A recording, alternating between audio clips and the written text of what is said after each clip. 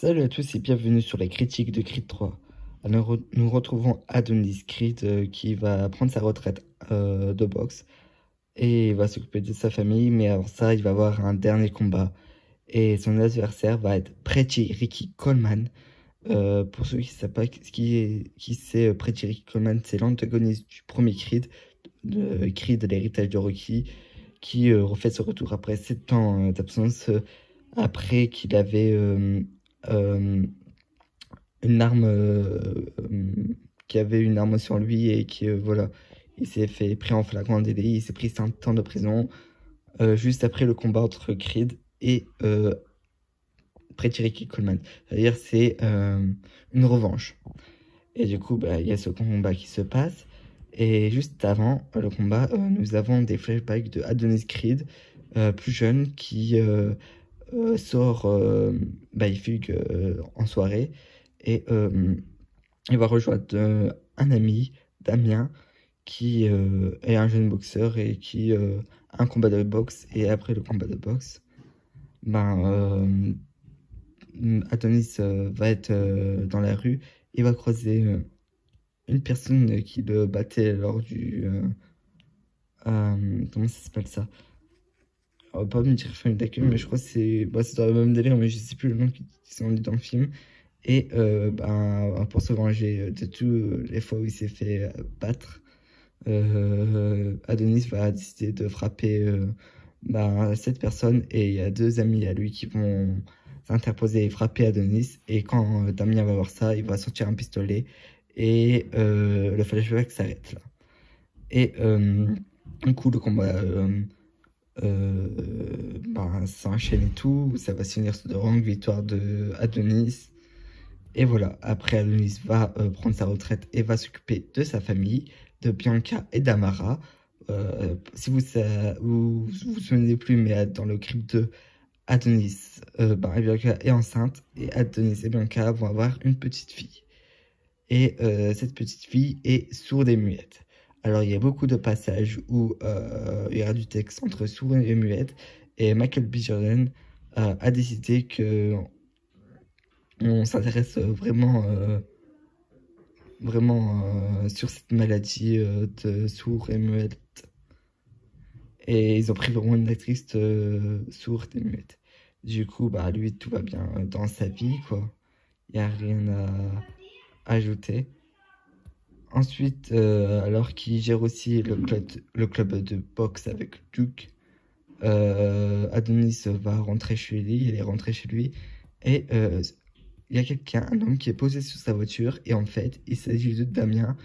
Après des années que Adonis ne l'avait pas vu, ben, il revient ici, et il va demander à Adonis ben, de le préparer un match face au champion du monde qui est Félix, pour avoir sa chance pour le titre de champion.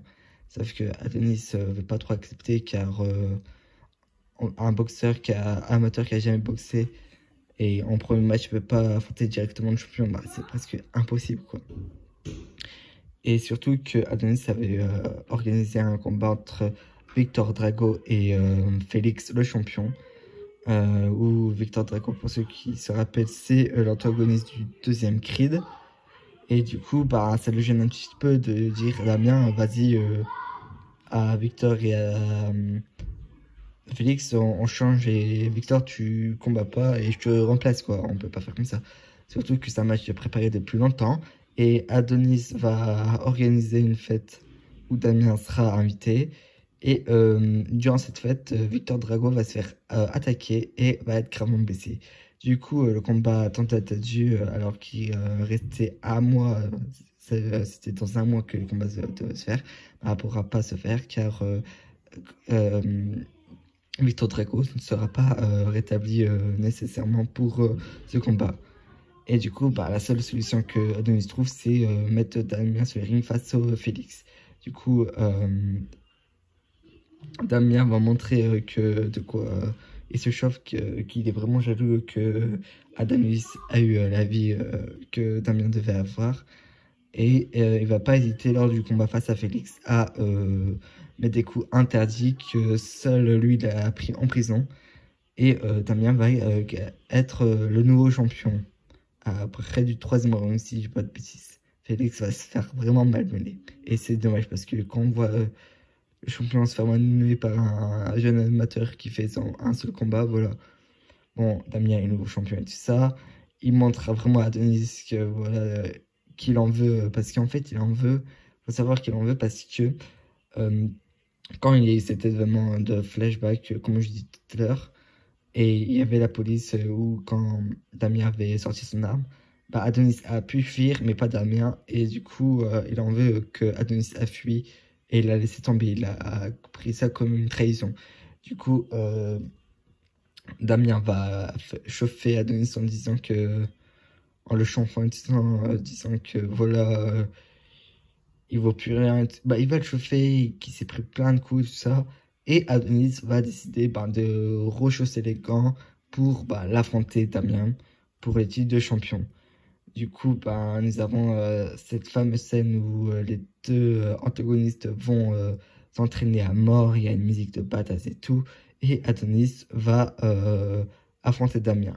La scène finale, c'est Adonis qui gagne le combat face à Damien.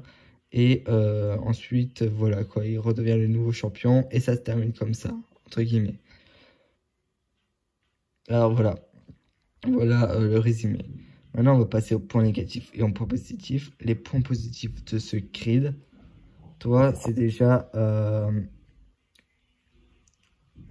le personnage de Jonathan Major, qui est vraiment bien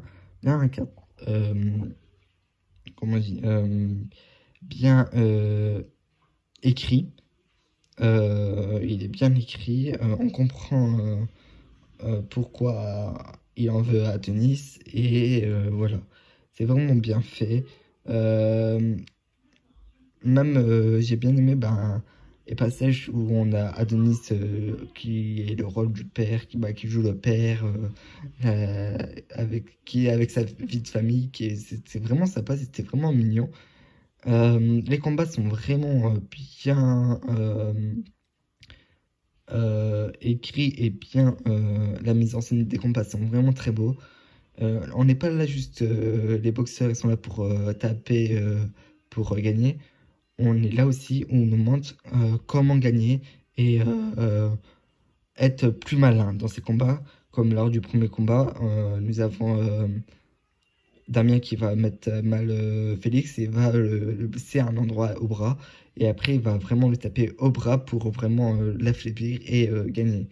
Il y a plein de passages super bien, que ce soit dans le premier combat, dans le deuxième combat. La scène d'entraînement est toujours incroyable. Cette rivalité entre Damien et Adonis marche super bien. Les personnages restent toujours touchants.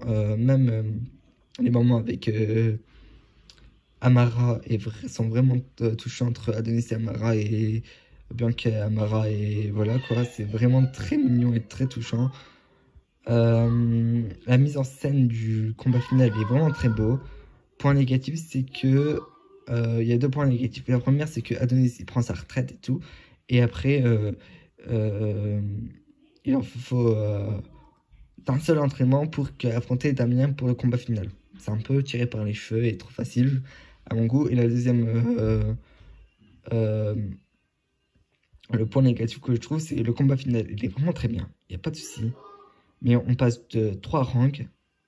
Après, on a un troisième rang qui enchaîne, où en fait il n'y a plus de public. On voit Adonis et Damien se foutent sur la figure. Et après que cette scène passe, on est directement au dernier rang. Et ça, c'est dommage. Je pense que le combat aurait été plus intense si on avait fait tous les rangs comme les anciens Creed.